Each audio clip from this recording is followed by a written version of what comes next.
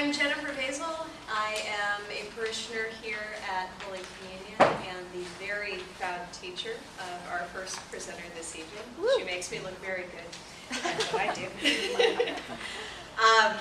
When Kara told me about the topic for this evening, it actually made me think about my own high school years. I moved here right before my freshman year of high school, and so my oldest and some of my dearest memories of Memphis come from that time.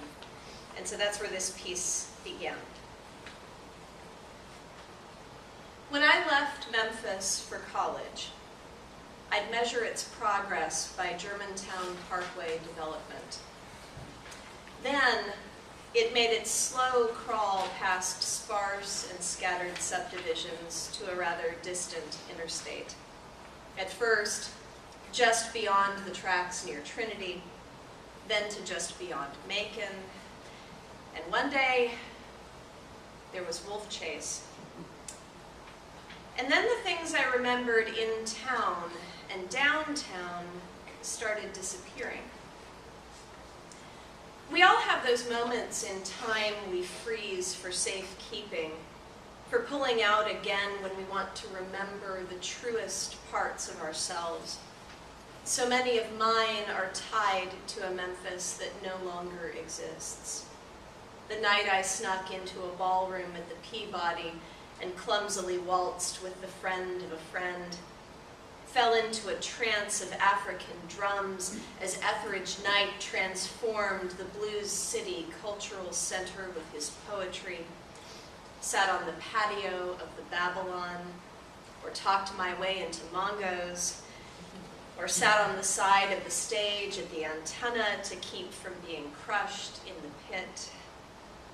This was before Stax was rebuilt, before pickup bands on Beale moved from Corners on weeknights to Handy Park on weekends, before the Statue of Liberty came to Winchester, and 385 snaked to the suburbs, long before Overton Square fell asleep, then woke back up.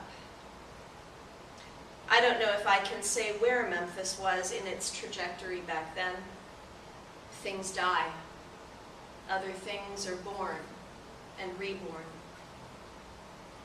For 16 years, I've lived by the Mississippi River, albeit in two different cities.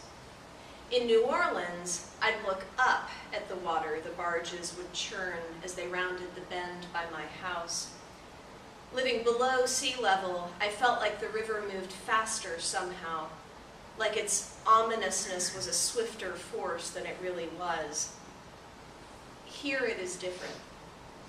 From the bluffs, the river in Memphis looks still, stagnant but for the occasional eddy and whirl.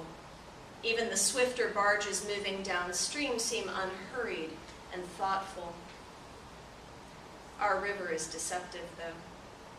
It moves with different currents depending on depth and sediment, obstacles and outlets. It can be frenetic. It can run backward. It creeps. Like our city's suburban sprawl, it's barely noticeable. And then one day you look, and the farmland near the interstate in Arkansas is flooded and riversides impassable. Something that was there for years is now gone but for the vague memory, because where it was exactly is hard to say. Something new is there now, something churned up from the sediment, from the mixture of elements that make up this region. It is the same with our city. Not quite a resurrection, because nothing ever completely leaves. Perhaps more like redemption, more still like creation after creation, an endless cycle of life, of hands, of mud, of dreams waiting for their turn to be, of slow-moving tides and masses of men, of life, stubborn and yearning, and always, always beautiful.